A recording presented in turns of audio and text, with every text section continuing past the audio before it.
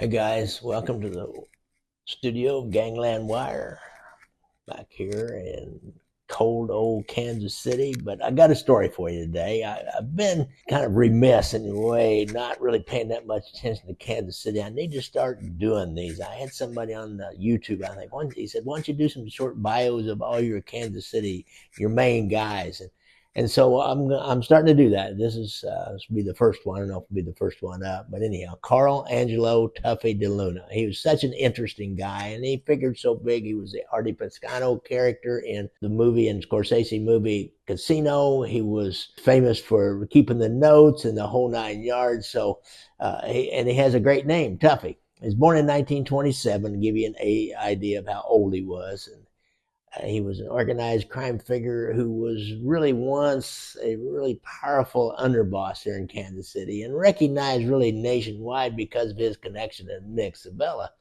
And he was also the brother-in-law to Kansas City crime boss Anthony Tony Ripe Civella. His sister Molly had married Tony Ripe.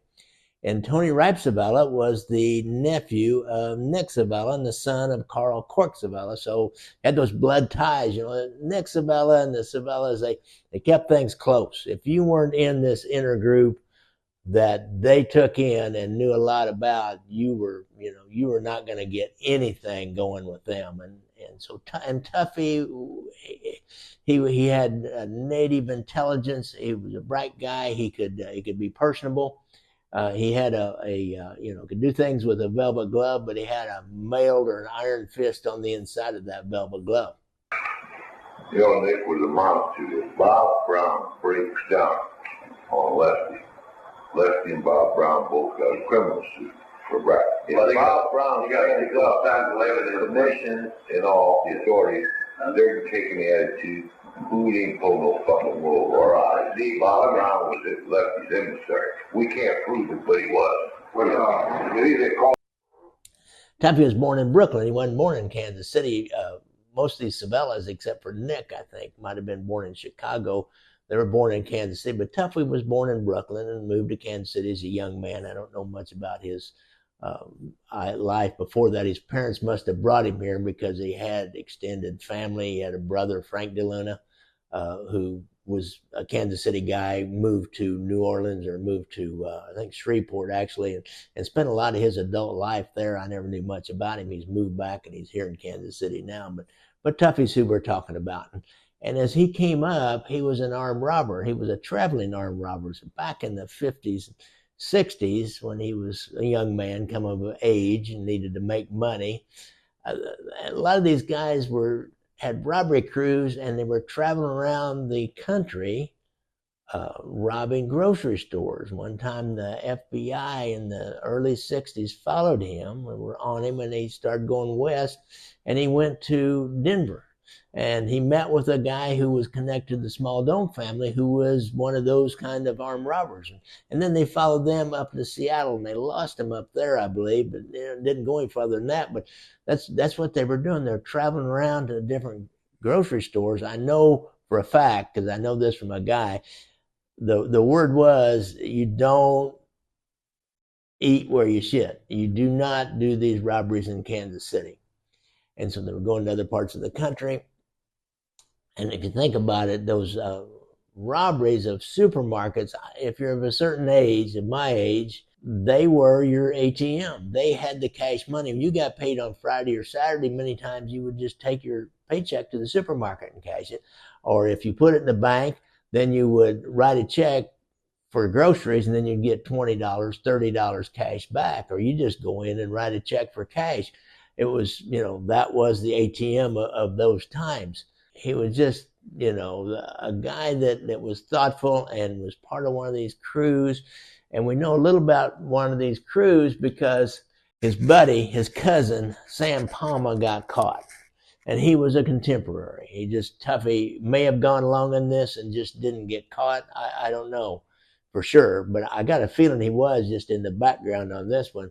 But what happened, they went to Houston and got another guy named Beans Inzarella. We know for sure a fact he did because he caught a case out of it. And Sam Palma, Tuffy's cousin, he'll catch a case out of it. They go to Houston, they rob a supermarket down there, and they've got guns, and somebody's gun goes off and shoots one of the employees in the foot. I couldn't tell whether it was because they weren't doing what they wanted to do. I think it was an accidental discharge. It's a gang that couldn't shoot straight here. Anyhow, they shoot somebody in the foot, and they, their deal is don't shoot anybody. That's bad. It just brings down heat, but they did.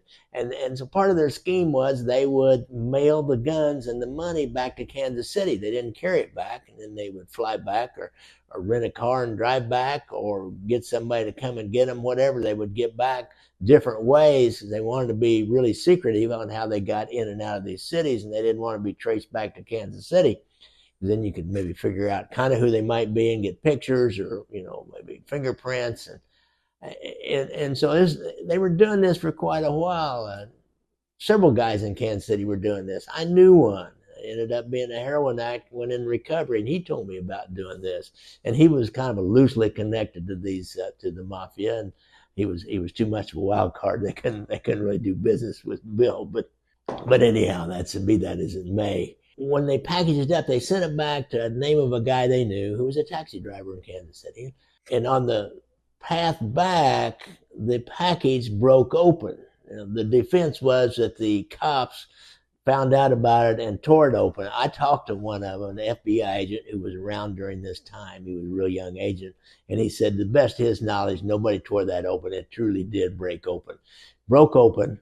When they got to Kansas City, they had the address and the name and who it was supposed to go to. But I think it was like a will call. The person was going to come to the post office and pick it up. The FBI and the postal inspectors put a surveillance on the the station there, and so they're watching, and they see this Beans Enzarella show up, and they see Sam Palmer show up, and they see this guy in a taxi come in, and so that's whose name it's in. So he starts to go in, they're talking, and he's scared. It's obvious he's scared, and they're talking, and he like goes up and he turns around and comes back, and you could tell the officers could tell they were really getting frustrated with him. And finally, I think this Beans Enzarella was the one. He went up and got the package, and then the bureau swooped in. They got Palma and Beans Enzarella and the taxi driver. And he, of course, he admitted pretty quick that, they just asked me to go get this package. I don't know what's in it. And they got them with the package and then, basically the evidence out of this robbery. And they make them on it. Months later, Sam Palma, he's like nervous and worried about going to jail. He's not really spent any time in jail. He's ran a joint down on Broadway. I think maybe his was the Pancake Patio. I'm not sure. Anyhow, he's not really spent much time in the penitentiary, if any at all. And he's talking to his cousin, Tuffy DeLuna, and the word's getting around. And he's made some phone calls to other relatives, and he does not want to do this bit in jail. And the night before he's going down to be sentenced, two guys from our intelligence unit, Kansas City Intelligence Unit, and I knew one of them, Ray Kinney and his partner Jimmy Doolin, were just driving around. You just drive around, troll different spots, and they happened to look into a Katz drugstore. At the time, we had the big drugstores that were called Katz. And every drugstore had a soda fountain in it, and they look in, and there's Tuffy DeLuna and his cousin, Sam Palma, sitting there having coffee. Well, everything looks copacetic. There's no reason to do anything, and they just go on. It's late at night. They just go on home after their shift ends, and the next day, somebody calls the dispatcher, and they find a body on the grave of Sam Palma's father, and it was Sam Palma, and he's been shot in the head. Been shot a couple of times, and there's a note out there that indicates this was a suicide. And during this time, somebody else finds his car. He had a 58 Chevrolet. I'll never forget that because my mom, we had one of my first cars I ever drove was a 58 Chevrolet. And a 58 Chevrolet, and it was parked quite a ways away. It wasn't walking distance to the cemetery. They find blood in it, and they find a witness that then later at some other place said that they saw two men trying to stuff something inside that car that could have been a body. So the supposition is somebody killed Sam Palma, stuffed his body in his car, took him out, dumped him off at his graveside, left the suicide note, left the gun there, and then drove the car back and left it this other place. The family today would swear that it was a suicide. Everybody in that world would swear it's a suicide. I really don't think it was. there was like a couple other mob guys were bragging around how they were helped move the body that night, but nobody could ever really prove anything. Those were just informant word. The informants were saying that these guys were saying that they helped move that body that night. So somebody moved that body that night, that's for sure. Nick Civella will promote Tuffy to the underboss sometime. He might have made his bones that night. May have already made them, I'm not sure. But he definitely gets promoted to underboss sometime after this, around this time after Thomas Highway Simone dies in 68, I believe, or 69. He died not too long after that. And he was the old underboss and went all the way back to the 50s and 40s with Nick Civella. Tuffy really was Nick Civella's Swiss Army knife for everything. He was his counselor, his consigliere, if you will. He didn't really have anybody else that was in that advisory capacity. He had his brother, Cork Civella, but Cork Civella was, he was crude and rude and loud and flamboyant and not thoughtful at all. You know, he would try to kill a fly with a sledgehammer, and Nick Civella used a scalpel on everything he did, and Tuffy was his Swiss Army knife. He was his scalpel. He appointed him to be the in-between guy for most all the action that was going on, and like the sports book had a guy named Frank Tusa who worked out of the social club, the Northview Social Club, or we called the Trap, and Frank Tusa only talked to Tuffy, and then Tuffy would carry information back to Nick if there was anything Nick needed to know about the book and what was going on. That's where Nick made a mistake. One of the few mistakes he made cost him. 1970, he was worried about the Super Bowl bets. The books were not in balance. You know, a bookie doesn't gamble. He takes an equal amount of bets on both sides. Well, here in Kansas City, Chiefs are playing the Vikings, and there was just a ton of action going down on the Chiefs. Frank Tusa is worried about it, and that gets back to Nick, and Nick calls him on the phone. Well, they got a bug on that phone, and he's worried to Nick, and Nick's saying, well, you have to lay off. What do you think? And so Nick was taking like a managerial interest, and they convicted him of taking this managerial interest in this bookmaking scheme. Just a few hours before the Kansas City Chiefs would face the Minnesota Vikings in the Super Bowl, Nick Civella placed a call to the tapped payphone inside the Trap. He spoke with gambler Frank Tusa, who was accepting bets called in by bookies. The Chiefs were a 12-point underdog heading into the game, and yet the betting heavily favored the Chiefs. The action on Kansas City was so lopsided. So many people were betting on Kansas City to win that Frank Tusa became concerned. Hey, we're going to really take a bath if Kansas City wins here. Nick wanted to know just how bad, so he called Frank Tusa up at the Trap. Hello. Hello. How are you? Fine. How are you? Okay. How'd you finish for today? How you set? 43. What do you mean? That's how we stand. You mean 47360. Oh God. You mean you're 47360 high right now. Well, that's ridiculous. Not. Oh shit. Where's all this from? Where? Right here. I guess ain't much you can do about it. Okay, I'll let you go. All right. And because of that conversation, we were able to tie Nick as the overall manager of the Kansas City gambling operations, and he was ultimately convicted of that. Nobody testified, but it was strictly from the telephone. There was attempted murder and a murder of people who could have testified about Nick Civella in that. So one of the key witnesses in the case was Saul Landy, who made book as a sideline. In November 1970, several men invaded Landy's home on pretense of robbery. They killed Landy. They were quickly apprehended and connected to Johnny Frank's Francovilla. Local prosecutor Joe Teasdale averred that the young black men arrested were pawns of organized crime, that it was no coincidence Johnny Franks was a career criminal associate of Nick Civella. Nick, of course, denied any connection. Famous mob lawyer and mayor of Las Vegas, Oscar Goodman was one of several lawyers who defended Nick on appeal of the gambling conviction and helped keep him out of jail for 7 years. Nick kept the KC Mafia family relatively small, and like the mob in Chicago during the 1970s, it was now being called the Outfit. Nick Civella's innermost circle consisted of his family, his brother Cork, his nephew Tony Ripe, and Carl Tuffy DeLuna. Tuffy, who grew up on the north side streets of Kansas City, was very much the muscle for the Civella family. Tuffy was sort of a mix between Nick Civella and Corky Civella.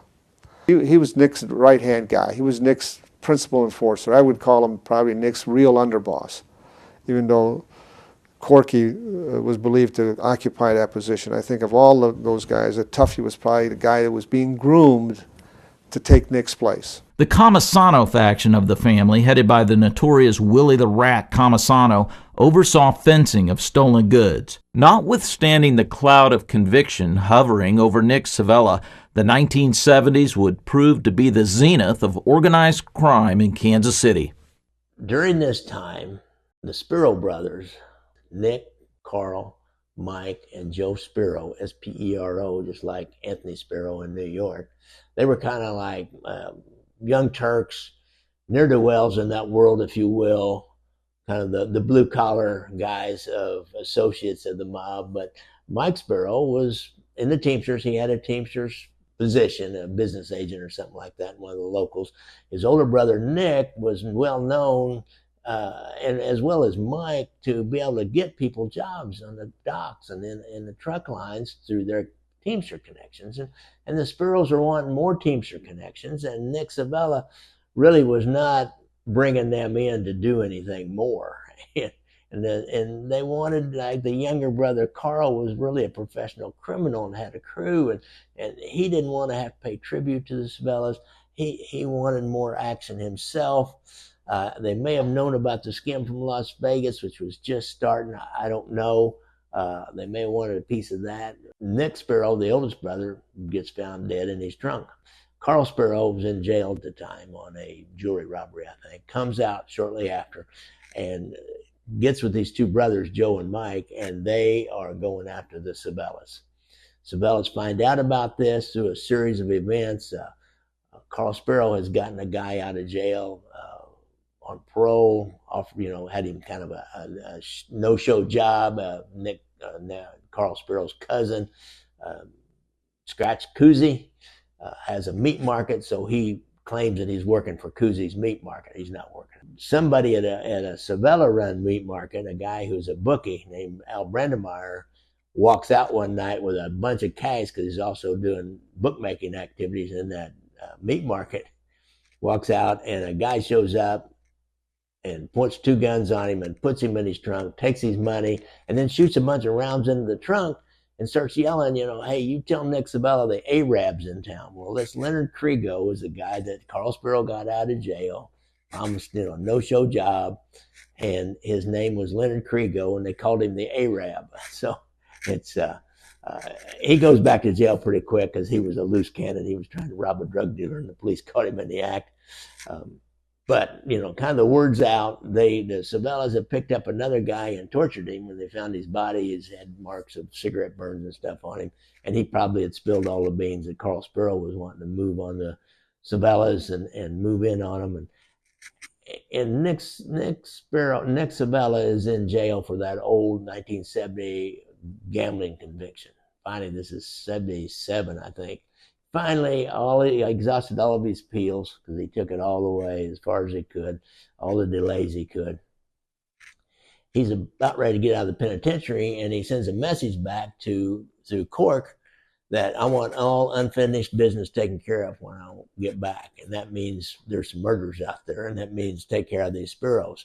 There's two murders that don't seem to be related that happened real quick. And then in April that year, 1977 or 78, the remaining three Spiro brothers, next to the oldest one, he's been killed. The remaining three Spiro brothers are in a tavern, their favorite tavern, their hangout, their meeting place, called the Virginia Tavern, and three guys appear in the back door. Two of them spin off to the left where Mike and Joe Sparrow are sitting and just start shooting at them, and they go down.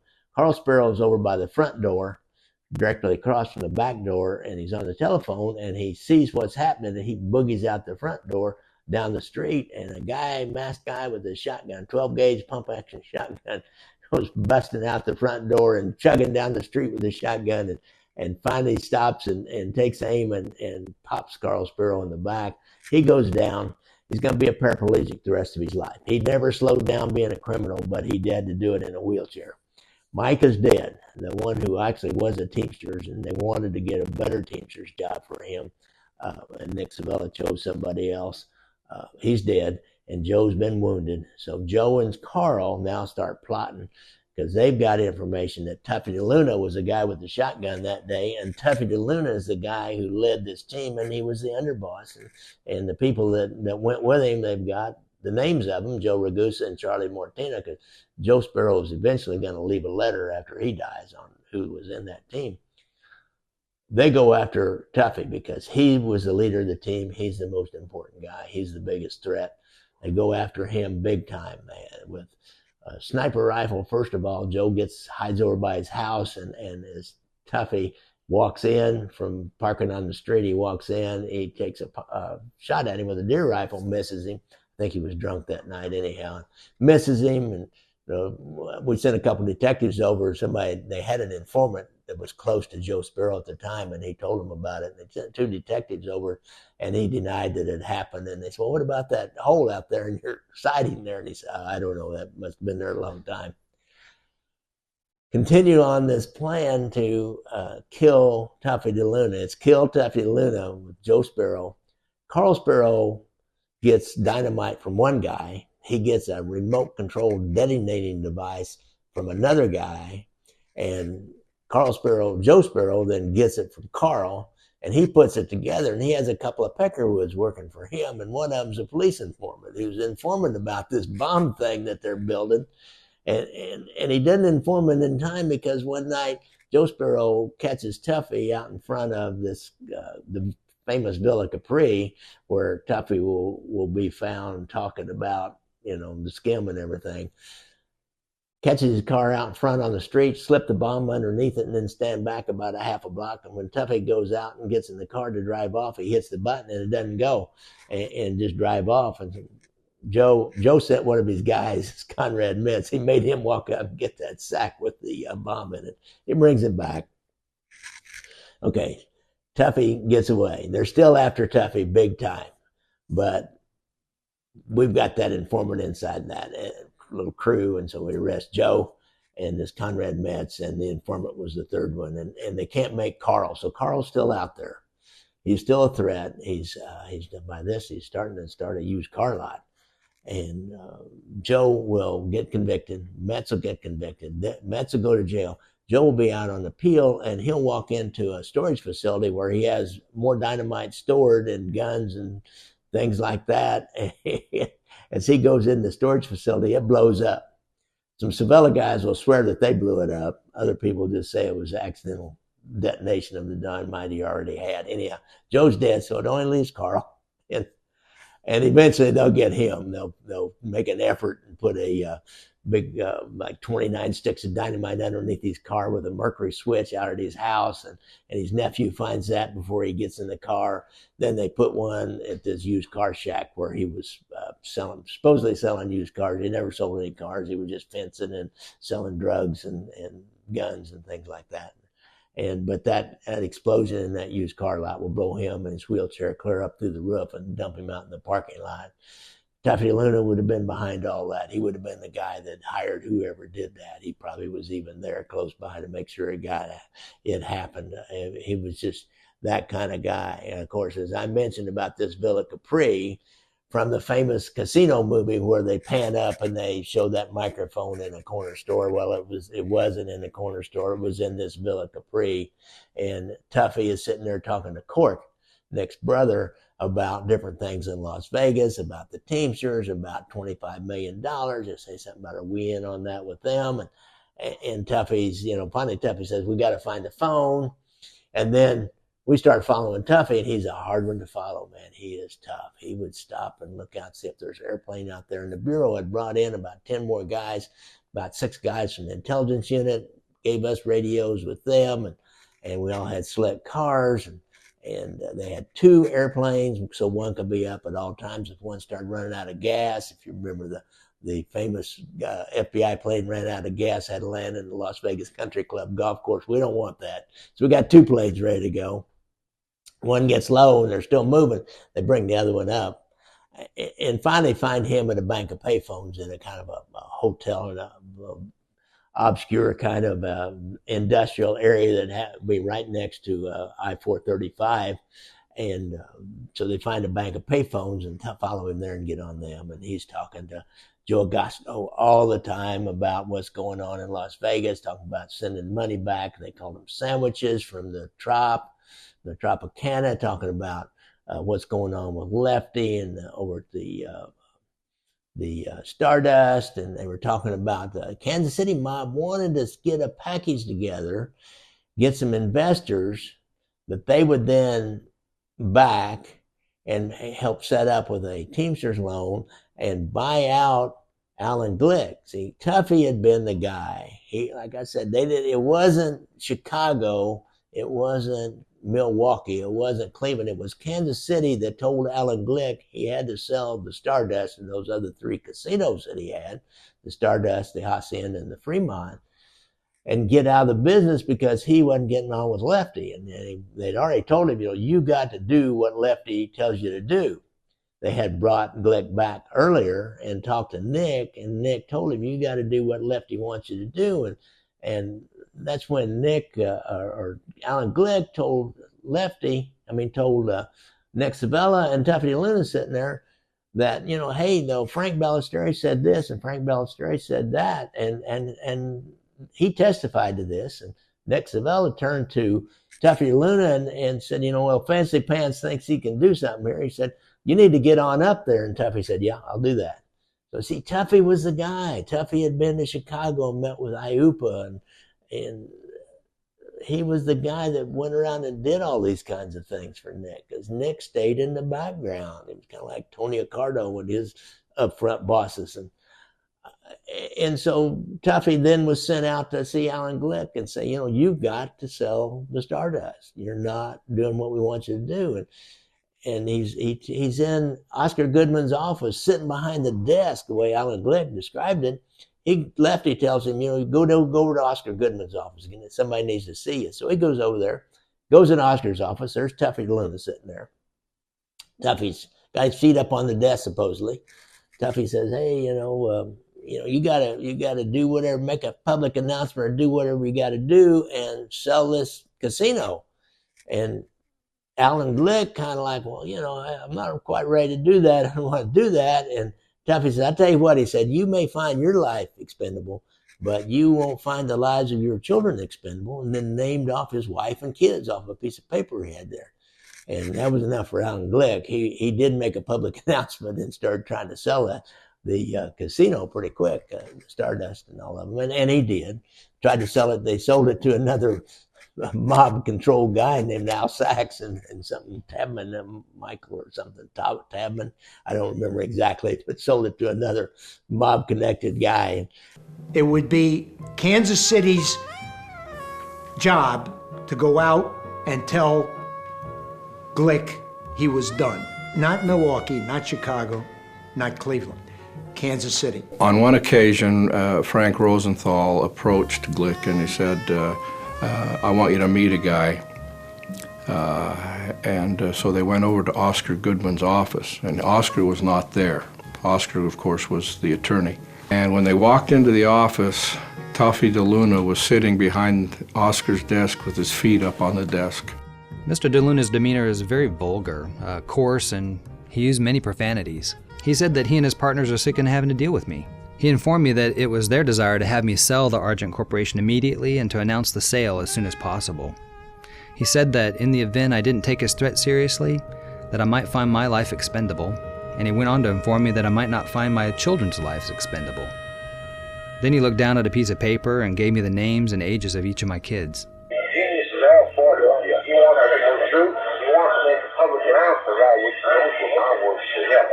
what you gotta do, boss? Make your public announcement that you're getting out of this for whatever fucking reason you want to say. Get out. No, I put that in your head. Within the next few weeks, Alan Glick would make a public announcement that he was selling the Argent Corporation. Nick was talking to Tuffy at this time, besides that little operation of telling him he had to sell, to put together a package to buy the Stardust for Kansas City. And he even set up a meeting with Joy Iupa to discuss that. Now, Iupa never did go for it, and Iupa was the big duck. You see, the thing about Nick Civella, this is more about Nick than Tuffy, but Nick Civella, he got this skim, 40 grand a month from the Tropicana. He would send a piece of that to Joy Iupa. He didn't have to, because Chicago did not help Nick infiltrate the Tropicana. There's no Teamsters loan involved, nothing. Chicago had nothing to do with it. But Tuffy DeLuna was his guy through all this. He was, when we served the search warrant, finally, and was St. Valentine's Day, 80, I think, and served these search warrants, and I was at Tuffy's house, a really nice guy to talk to. You wouldn't want him after you. I know we almost caught him and a couple other guys hitting Carl Sparrow, just accidentally, almost caught him.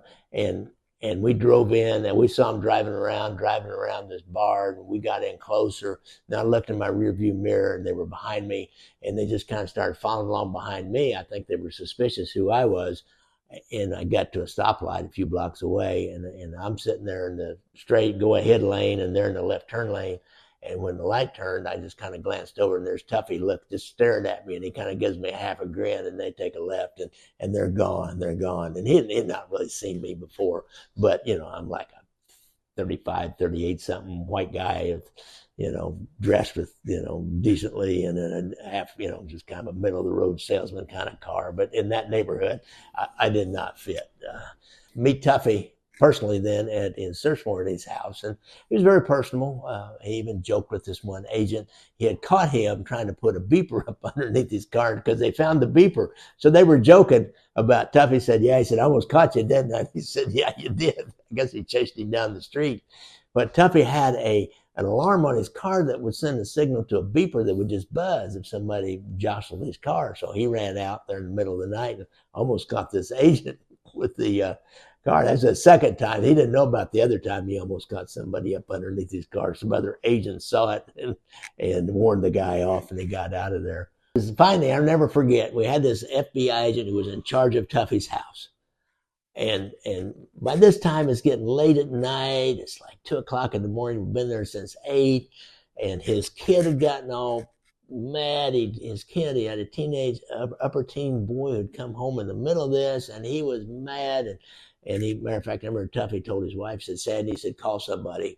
He gave him a name and have him come and get Rick. So pretty soon a young guy shows up and takes Rick off. And he's telling Sandy's wife, said, "Just make some coffee for these officers. They're all going to be cool." Finally, he tells Shay Airy, this old-time FBI agent, been working the mob since the 50s. He said, "Shay," said, "you might as well go down to the basement here. That's where all the good stuff is." And that's where they found the notes. And he did keep notes. He kept, like he was worried about the money he was spending going out there. So he had a note about $160 airfare for him, $160 airfare for his wife. So much for the hotel room, how much he spent for the hotel room.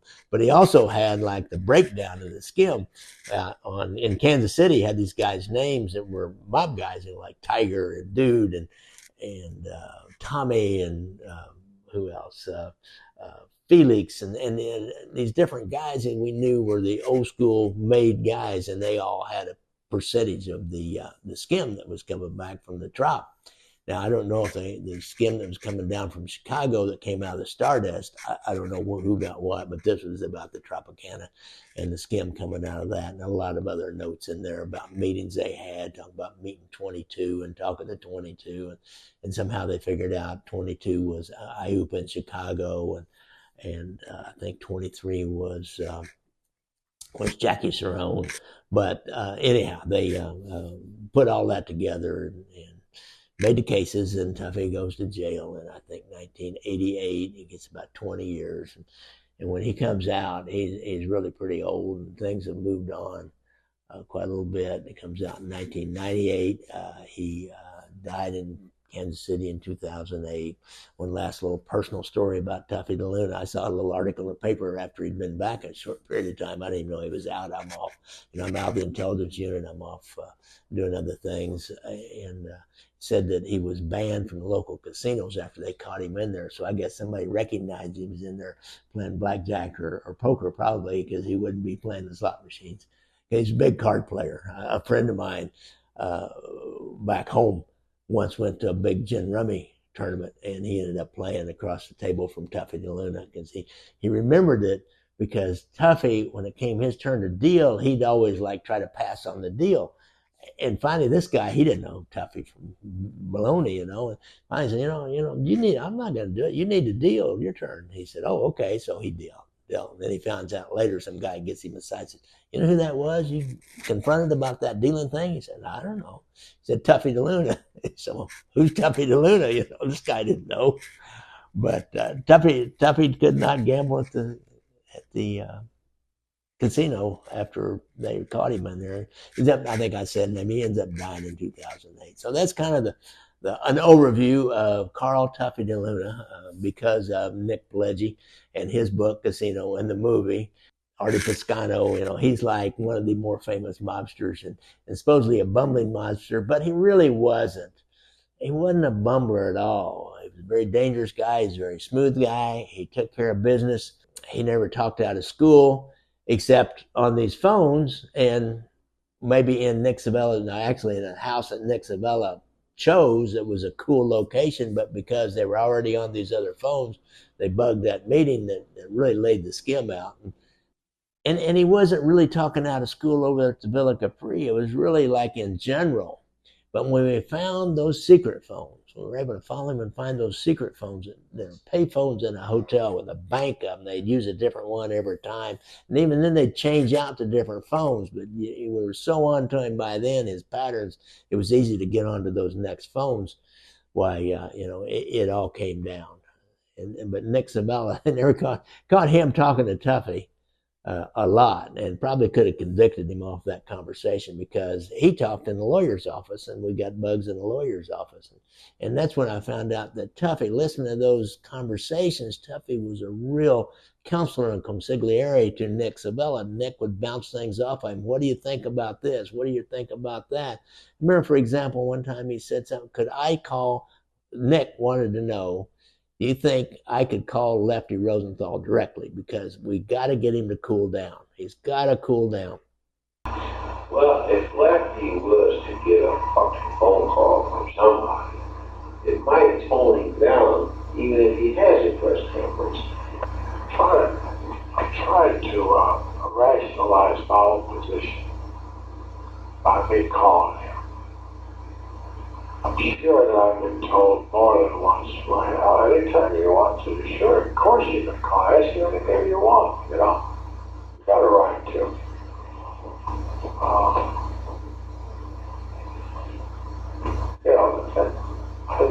Well, gee, you couldn't give us a call, courtesy of a call.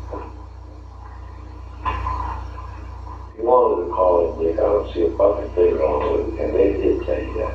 They told you that before. I thought I wouldn't already. Probably.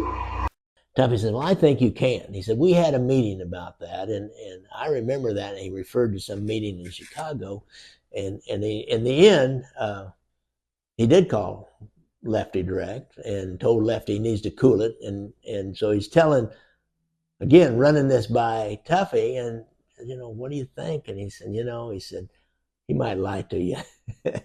So it was just a real interesting, real deal mafia underboss that, again, he was Nick Civella's Swiss Army knife. He took care of everything on the streets, whether it be killing somebody, enforcing somebody, making sure the sports book was running good, all those kinds of things. He never took care of swag. Every the people did the swag business, and that was Willie Comisano. That's a whole other story there. Willie Comisano, Willie the Rat. So thanks a lot, guys. I really appreciate y'all listening. Don't forget, I like to ride motorcycles. If you're out on the street, you're in a car, watch out for motorcycles. If you have a problem with PTSD and you've been in the service, go to the VA website and get that hotline number. hand in hand with PTSD and is drug and alcohol addiction, with depression, drug and alcohol addiction. Go to Angelo Ruggiano.